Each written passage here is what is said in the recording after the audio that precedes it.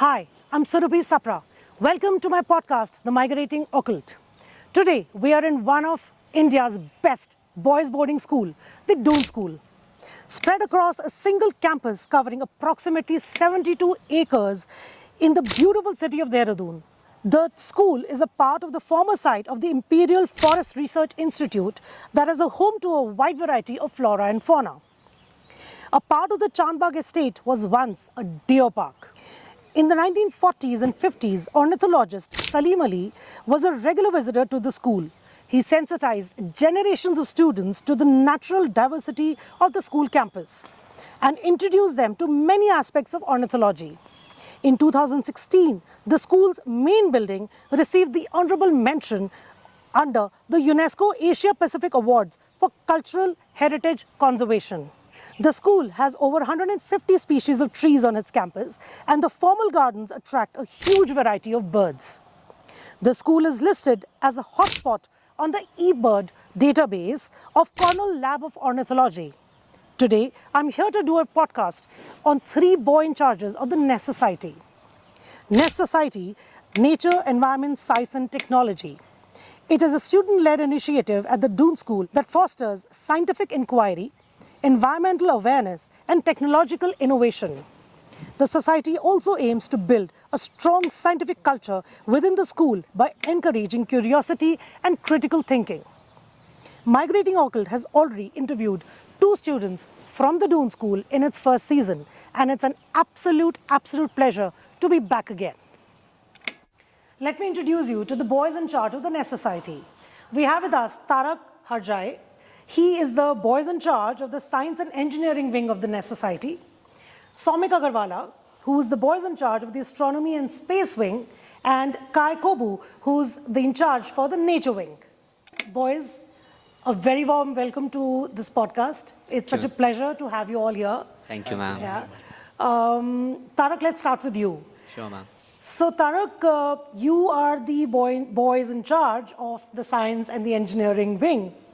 What exactly is the Nest Society, and what all activities are involved under the umbrella term? Ma'am, first of all, it's an absolute honor to be doing this with you. Thank you. The Nest Society stands for the Nature, Engineering, Science and Technology Society at the Doon School. Okay. It's responsible for all scientific activities in our school.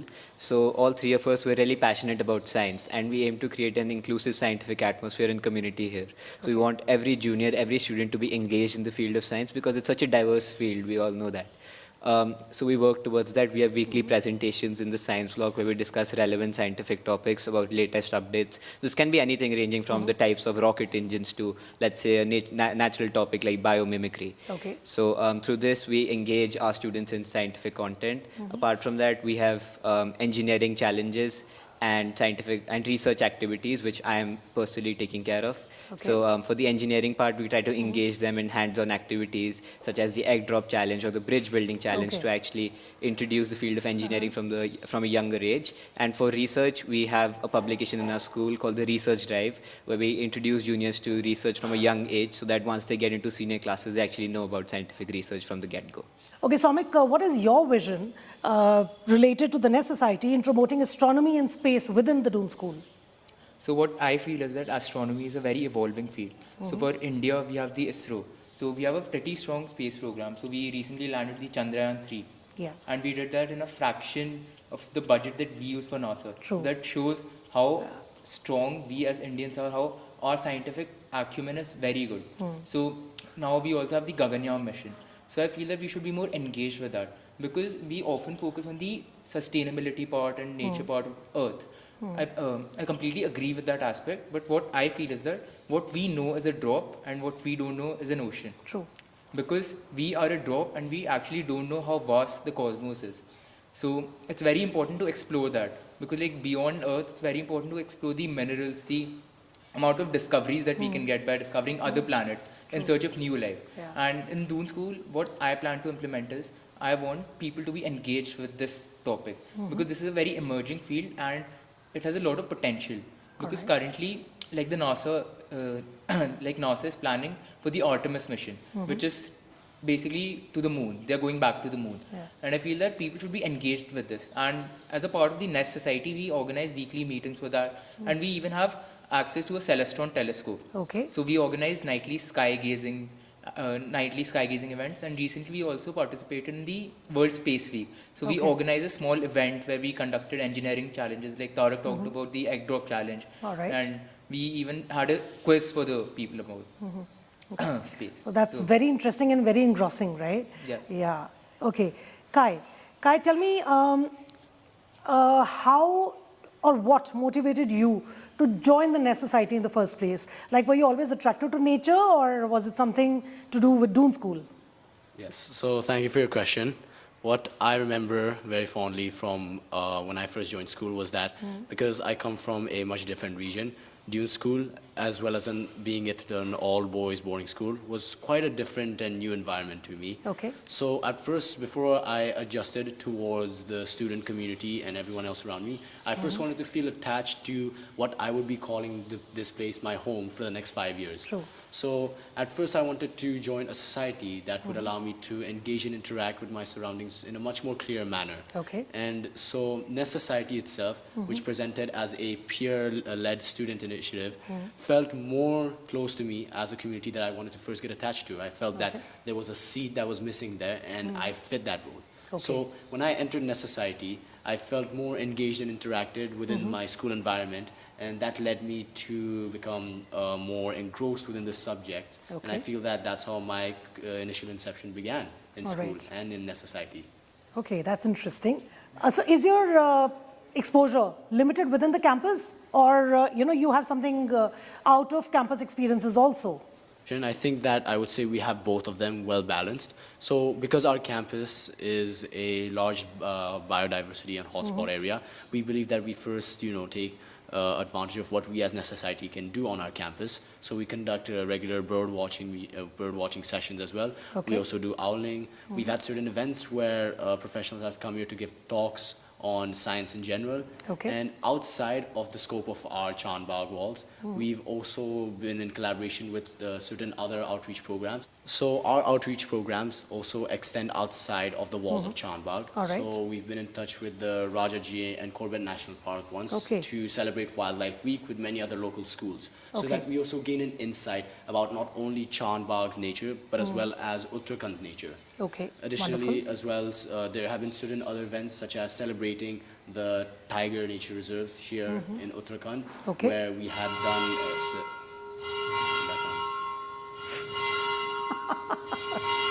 the iconic bell.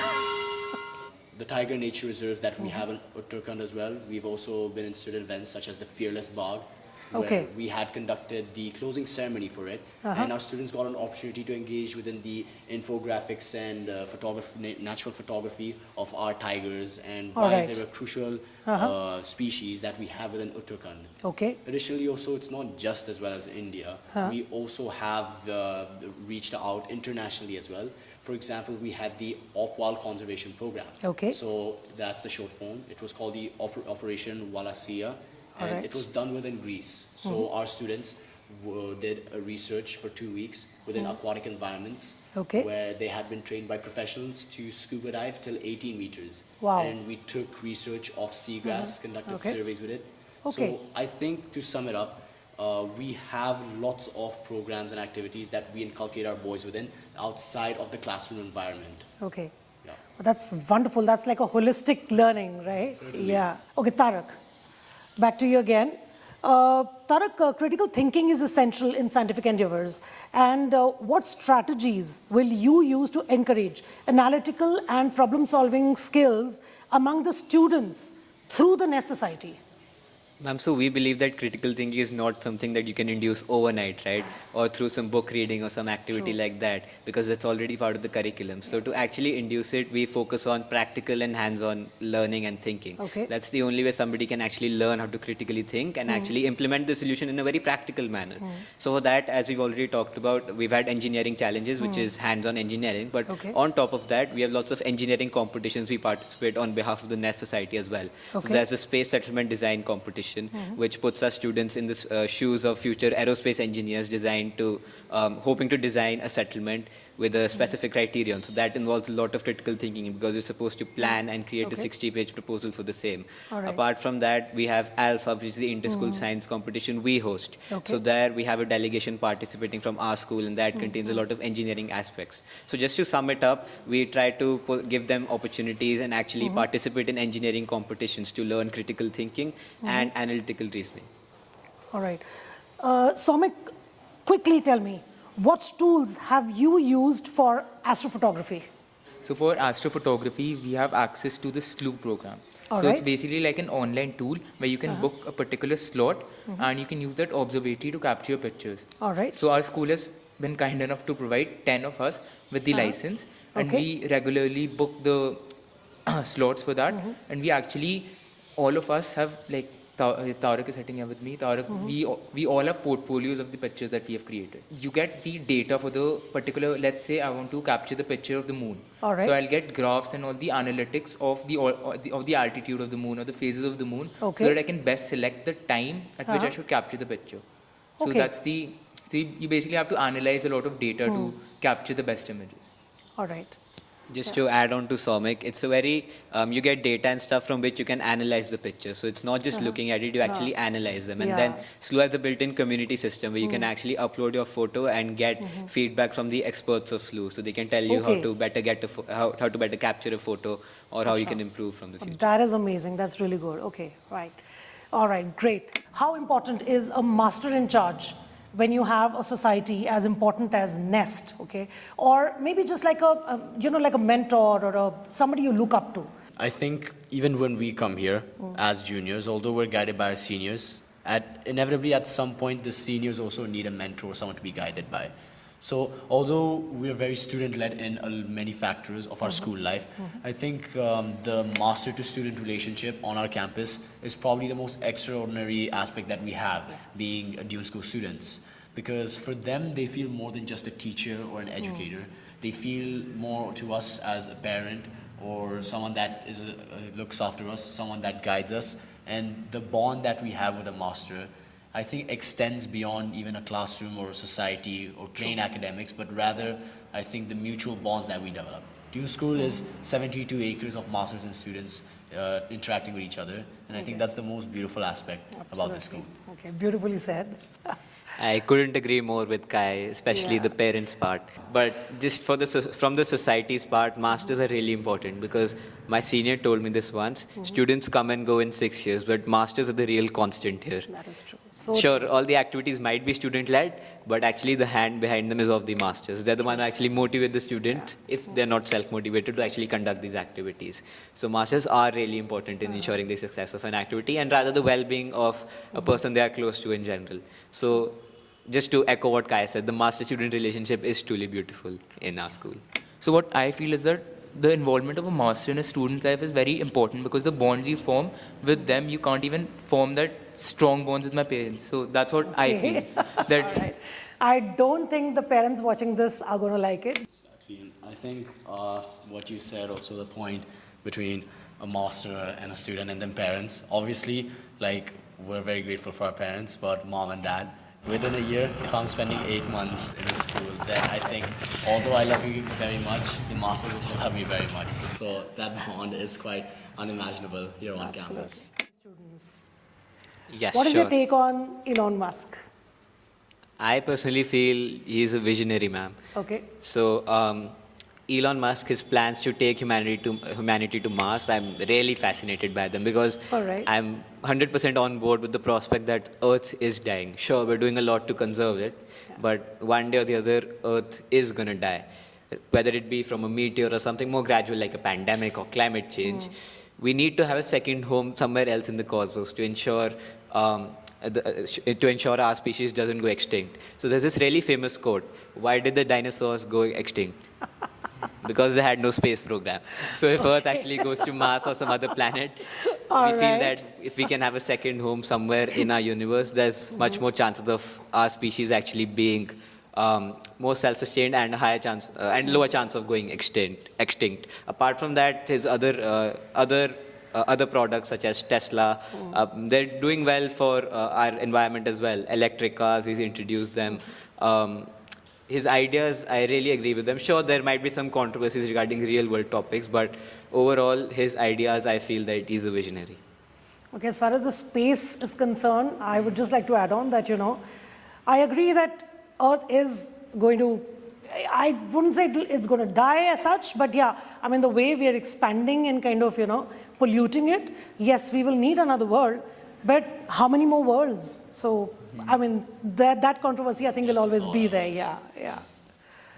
Just like how many more worlds to counter that part, I think that's something when we're looking too far into the future. So that's something we can't predict right now in general. Agreed, so but then you just spoke of the dinosaurs. Yeah, so we need to. So the first step is going to Mars or to Venus or to some other planet we actually colonize it. And then we can think of future steps after that, just taking it one step at a time. Okay, all right. Ma'am, like watching his interviews, I've noticed that despite being so rich, despite having everything, he's dedicated towards space exploration. Like his work ethic is unmatched. Yeah. And the way he works for it. And there's also this thing that he does not have a home. And he used to actually sleep in his office. So this shows how dedicated he was. Okay. And I feel that we need more people like Elon Musk who are willing to give up everything to push the boundaries of science and space. Okay. I forgot to mention one thing in my answer. Okay. I couldn't go without speaking of it. Starship. Starship is such a legendary, it's such a promising prospect. Starship is going to be the strongest launch vehicle available to our species to actually launch stuff into space. And the engineering behind it's so complex. And the Starship Flight 8, it just failed yesterday. It blew up in the atmosphere. So the challenges he faces are immense. Yet he's proving all the odds wrong. He's moving against it. And now Falcon 9, his rocket, it's the most safe, it's the most reliable system to actually get stuff into space. So if you go 10 years or 15 years back, stuff wasn't going to space so easily. But now you see every day, 1 month, something's going to the moon. And which rocket? It's the Falcon 9. So the Falcon 9 is so reliable, it's so safe, and that is just how Elon Musk has completely changed the dynamics of the space industry and private influence. This kind of shows the difference in, the Gen Z and the millennials, how differently they think. Yes. And, of course, the world is progressing and we have to accept change. Another anecdote that I'd like to share is, so we qualified for the international round of the Space Settlement Design Competition, and that was held in the Kennedy Space Center in Florida. So we actually had the opportunity to first-hand witness the launch of the Falcon Heavy. Oh, and we actually that's amazing. We actually captured the photographs, and we can show you the photographs. So it's basically like we viewed it from a distance, from a lake, and you can see the light spreading in and the difference between the sound coming out and the light. Wow. So you can actually view that as well. Okay, that's so amazing. Yeah, that was one of the best experiences I've ever had. All right. Witnessing alone. Wow, okay. Yeah, I think to add on again to what Soumik said, these life-changing experiences that we encounter, I think, truly shape us as who we are right now. Yeah. So we truly owe it to our society. Absolutely. And we hope to see more of it in the future. Absolutely. So Kai, do you feel that climate change has affected even the flora and fauna of Chandbagh? Yes, Okay. climate change itself does not only impact Chandbagh, but also Dehradun in general. Yes. And what the certain measures that we have taken in order to make the student body aware of this matter is that we have had necessity meetings where we consider them, where we consider certain information of carbon footprint increasing on our campus. Okay. We also consider certain wastage that's happening. But we live by the motto of sustainability. All So right. certain practices of recycling and reusing is prevalent. We've Okay. had certain measures of boys starting initiatives. We have an initiative called Liter of Light, where we Okay. combated plastic water bottles and All right. converted them into reusable lamps. Oh, wonderful. Yes. Okay. And also we have eco bricks as well. Okay. Other ways that we have utilized plastic waste is to make sort of make a hard biomaterial by having plastic reused within concrete. Okay. And so we have these eco bricks set around campuses, All right. and they act as sort of a renewable material that we showcase. School, we have showcased this project through the benches that we have outside of the All right. CDS. And the students are making this? Yes, the students make this. Okay, the that's students wonderful. make these, they reuse plastic in order to make this project. Kai, there's a lot of greenery here in Chandbagh, right? Absolutely. Yes, absolutely. So Chandbagh itself, beginning from its original roots back when the school was established in 1935, was owned by the erstwhile Imperial Forest Research Institute. Yes, And ever since then, we have taken several protective measures to ensure that the biodiversity and forestry here is maintained. Okay. So Obviously, forestation and plantation is something that we adhere to because Okay. certain plants may degrade over time. Yeah, okay. So organisms here have their ecological niches. All right. They interact with the surroundings very well because Chandbagh, within its 72 acres, Yes. has that environment. So not only do we plant at certain areas where the density has reduced, we also plant it to ensure that these species and their ecological niches are sustained for a long time and period. So we had recently done a certain initiative called Talking Trees, All right. where we had placed QR-coded standees within these trees, and Okay. it basically allows students to interact and engage with the information of these trees. Okay. So by that, we make them aware that certain forestry areas in our campus has been maintained and sustained for this amount of while, Okay. and we also take our school takes protective measures as well to ensure that this sustainability is maintained well. Okay, that's very good. What we have is certain, let's say, bird watching events that occur. Okay. So bird watching, although primarily based on ornithology, is also fostering a deeper understanding and culture of the flora and fauna that we have on campus. So not only do we educate them about birds, we also educate them about where they are situated. Okay. So we just don't learn about how old this plant is, we also learn Alright. about what benefits it has to its surroundings. Okay, And alright. this fosters a much deeper appreciation Absolutely, yeah. of the land that we have and the environment that we have here on campus. Okay, now the Doon School has collaborated with the Cornell Lab of Ornithology. Can you elaborate a little bit about what exactly is it and what are the activities that you do under that? So within our campus, bird watching is one of the biggest activities, as I have mentioned, Okay. within Nest Society. I think I just heard an owl hoot.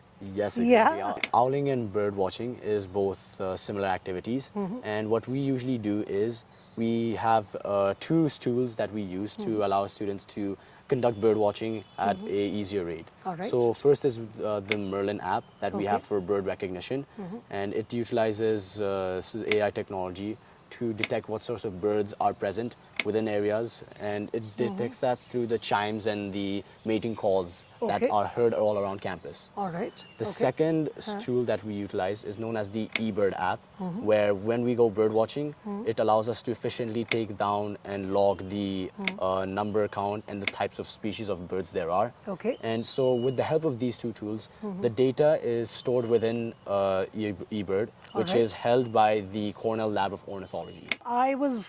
While I was going around the campus, I saw something in your biolab. Can you please tell our audience what is hydroponics and how is it being implemented in school? Certainly. So because sustainability is a huge factor that we inculcate within our students of Nest Society, the hydroponics is a sort of makeshift technology that Okay. we have, which is to grow plants artificially within an environment that we may not have. So Okay, so kind of preparing for the future. yes, preparing for the future. Okay, So all right. hydroponics works in a system where where we culture certain species All within artificial soil Okay. and provide water and minerals at natural rates All to right. ensure that we're able to cultivate plants even in an artificial setting. Regardless, regarding terrestrial plants, hydroponics does a great job because it controls many variables such as amount of water, what sort of minerals there are, Okay. and the type of soil that is used. Okay. So hydroponics simulates the environment quite accurately. All right. Kai, a lot of DOSCOs, I believe, are into bird watching and other such activities. And I believe some DOSCOs have even written books about Chandbagh. Yes, Can you absolutely. just elaborate about these books to our audience, please? Certainly. So our DOSCOs, not only, Nest isn't the only thing that they have within their life, but once they Okay. graduate, they also carry onwards this essence of nature and sustainability and the appealment towards biodiversity that they have. So certain books, one of the most recent examples was in 2019. There was a book known as The Birds of Chandbagh. It was written by the DOSCO, Aditya Singh Vijay Rathore. Yeah, true. And so what he had dictated in that book was basically during his experience until now, he's written about the anecdotes and the research that has been conducted during his time and after his time as well, specifically on our campus. All right. And I think that seeing how DOSCO authors write books regarding our nature shows that we have, allowed this sense of appreciation for our culture very deeply within our hearts. True, true. Wow. Tell me, how can students contribute to addressing local environment-related issues like, say, waste management or afforestation, or water conservation or other things through the Nest Society? To solve an issue like this, we need to follow the scientific method. And the first step of that is to actually get to know what the issue is. So for that, we have various field trips and outreach programs. Okay. So we go to places like, for the World Wetlands Day, we organized a field trip to the Asan Barrage.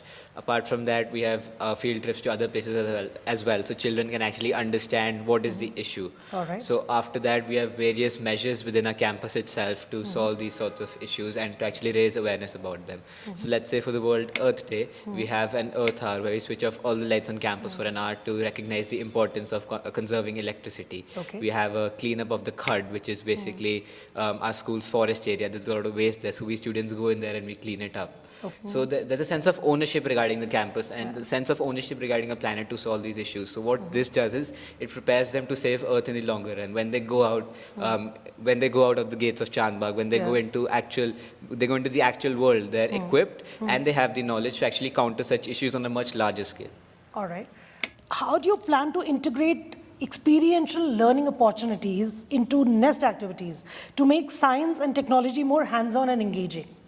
So as for this, ma'am, we have lots of engineering competitions, which I've already talked about. We're planning on introducing bigger competitions, such as, and let our students be engaged in competitions like the Regeneron Science Fair, which is the biggest science fair out there. It asks students to design a scientific project, which is on a global level that they can actually go and present in the United States. We're actually planning to help motivate our students to be engaged in this and actually get in contact. We're getting them into contact with university professors that can actually guide them into participating in such projects and designing something which is actually influential and can actually have global impact. Okay.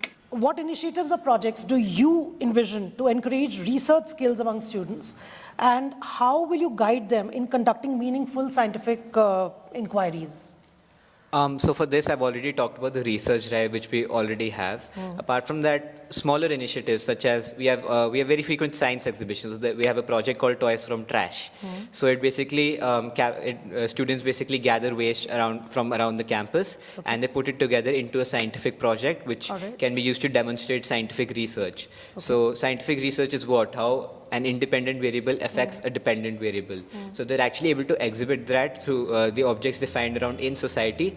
They're actually exhibiting scientific research. And how do you personally feel it is going to help you in the future, that the events or the projects that you've done in the Nest Society, how is it going to help you in your future? Nest Society has taught me a lot of things, ma'am. From when I was a timid young 8th grader in the Doon School, the Nest Society was the first society I properly engaged with. And the motivation to work and the amount of work we've done together in the society, it's really taught me the value of hard work and how you can't get anywhere in life without working hard for it.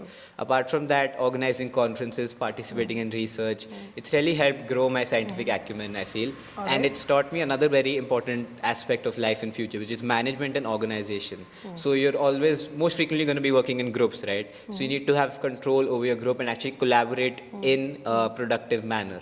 So that is what the Nest Society has taught me in terms of organizing events and just trying to have a positive impact wherever you go. So we're trying to foster a scientific atmosphere here and create a very engaging and lively scientific community where scientific topics can be debated on frequently and people actually enjoy doing it. So just have a positive impact wherever you're going and just work hard for whatever you want in life.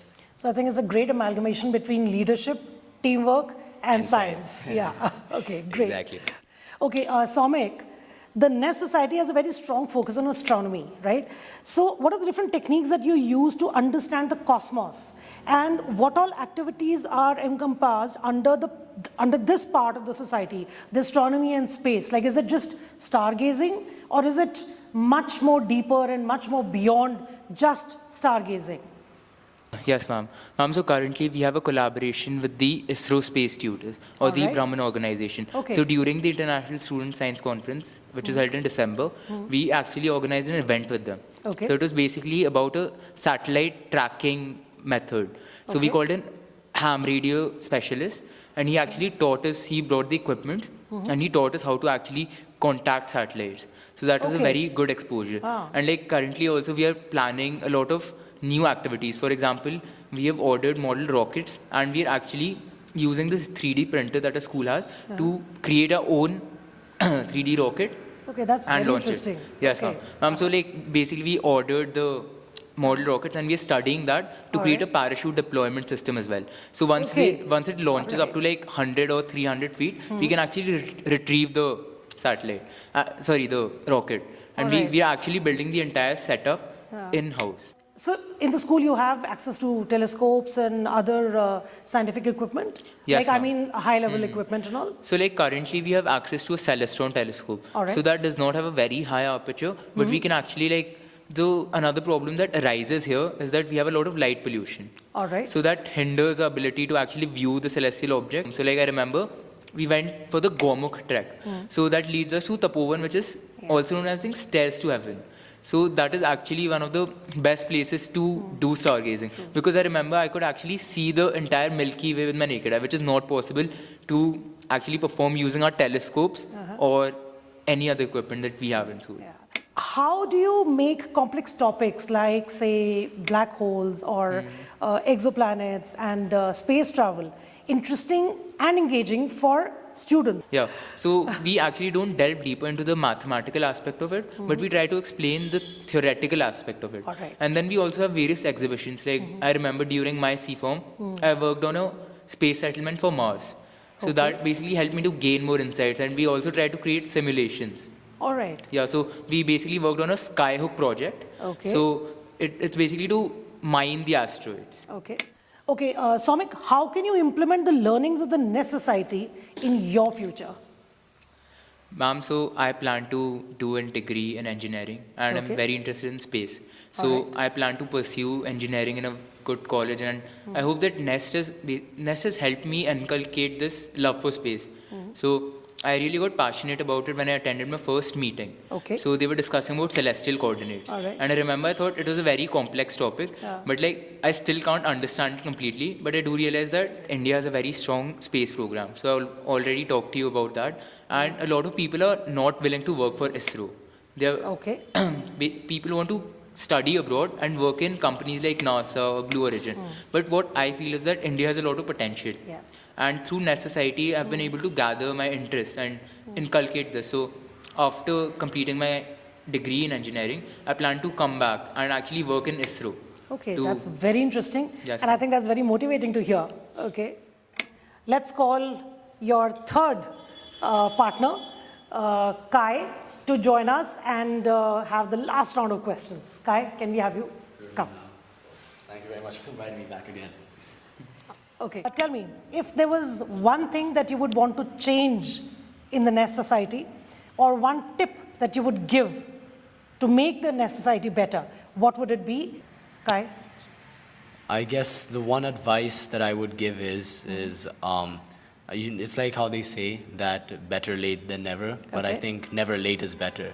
Absolutely. So we should always Wonderful. begin as early as possible and start to explore everything around us as soon as we begin our journey. True. Yeah.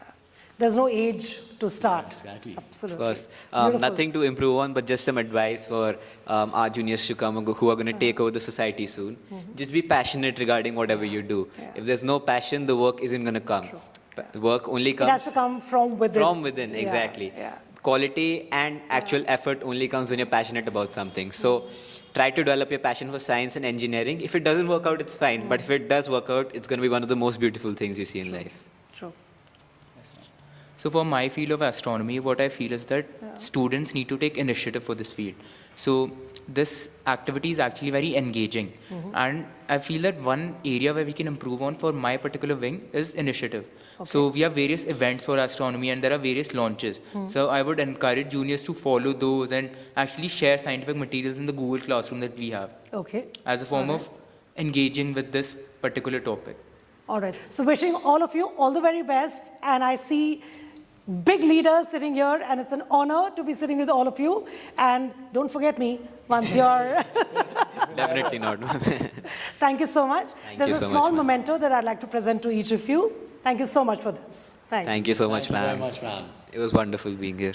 Thank you. Thank you. Thank you very much, ma'am. Thank you very much. This is sub-adult leopards that I clicked at Rajaji.